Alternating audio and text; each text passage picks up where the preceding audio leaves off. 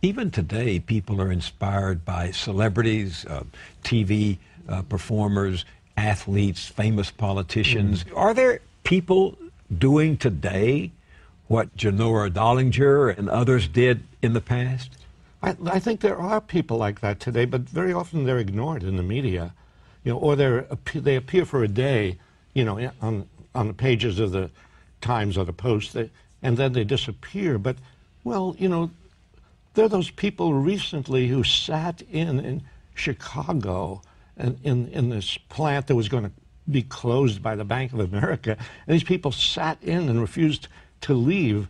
I mean, that was a modern-day incarnation of what the sit-down strikers did in the 1930s. But there are people today who are fighting evictions, fighting foreclosures, and very often there's a superficial understanding of a passive citizenry today, which is not true. There are people all over the country who are really conscience-stricken about what's going on, but the media are not covering them very well.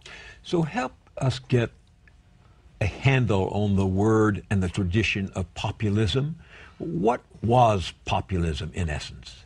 Well, the word populism came into being in the late 1800s, 1880, 1890, when great corporations dominated the country, the railroads and the banks, and these farmers were victims of them, and these farmers got together and they organized North and South, and they formed a populist movement.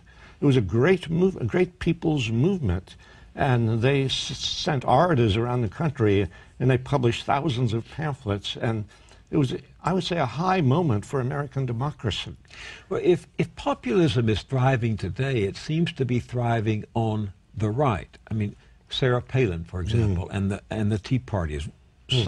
One conservative writer recently in the Weekly Standard even said that Sarah Palin could be the William Jennings Bryan of this new conservative era, because she is giving voice to millions of people who feel angry at what the government is doing, who feel that they're being cheated out of a prosperous way of life by forces beyond their control. What do you think about that idea? Well, I guess William Jennings Bryan would turn over in his grave.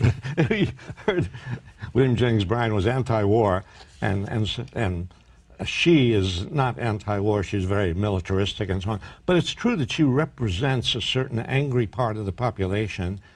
And I think it's true that when people feel beleaguered and people feel that they are being overlooked, they will turn to whoever seems to represent them. Some of them will turn to her, and some of them will turn to the right-wingers, and you might say that's how fascism develops in countries, because they play upon the anger and the frustration of people. But on the other hand, that anger, that frustration can also lead to people's movements that are progressive. You can go the way traditionally of the populists, of the labor movement of the 30s, of the civil rights movement, of the women's movement, to bring about change in this country. You mentioned the women's movement, and there's another remarkable moment in your film of Susan B. Anthony when she's on trial for trying to vote when she and other women didn't have the right. The sentence of the court is that you pay a fine of $100 and the costs of the prosecution. May it please your honor, I will never pay $1 of your unjust penalty. All the stock in trade I possess is a debt of $10,000 incurred by publishing my paper, The Revolution, the sole object of which was to educate all women to do precisely as I have done: rebel against your man-made, unjust, unconstitutional forms of law, which tax, fine, imprison, and hang women while denying them the right of representation in the government. And I will work on with might and main to pay every dollar of that honest debt, but not a penny shall go to this unjust claim. And I shall earnestly and persistently continue to urge all women to the practical recognition of the old revolutionary maxim: resistance to tyranny is obedience to God. Christina Kirk, a wonderful actress, and she brings Susan B. Anthony alive. And I think what that says to people today is you must stick up for your principles, even if it means breaking the law. It's civil disobedience. It's what Thoreau urged. It's what Martin Luther King Jr. urged. It's what was done during the civil rights movement in the Vietnam War. If you think you're right, then Susan B. Anthony thought it was right for her to try to register to vote. And yeah, people should defy the rules if they think they're doing the right thing. You have said elsewhere that if President Obama were listening to Martin Luther King Jr., he'd be making some different decisions. What do you mean by that? Well, first of all, he'd be taking our troops out of Iraq and Afghanistan, and he'd be saying, we are no longer going to be a war-making country. We're not going to be a military country. We're going to take our immense resources, our wealth, we're going to use it for the benefit of people. Remember, Martin Luther King started a Poor People's Campaign just before he was assassinated.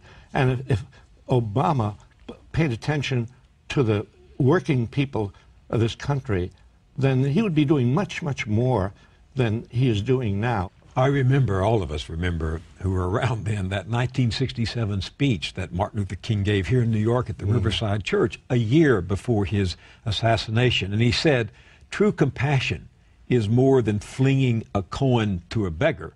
It comes to see that an edifice which produces beggars needs restructuring. I mean, that's pretty fundamental, right? Change the system. King had a much more fundamental critique of our economic system, and certainly more fundamental than Obama has, because a fundamental critique of our economic system would not simply give hundreds of billions of dollars to the bankers and so on, and give a little bit to the people below. A fundamental change in our system would really create a greater equalization of wealth, would, I think, give us free medical care, not the kind of half-baked health reforms that are being now debated in Congress. You know, this is one reason you are seen as a threat to other people at the top, because your message, like King's message, goes to a fundamental allocation of power in America, right?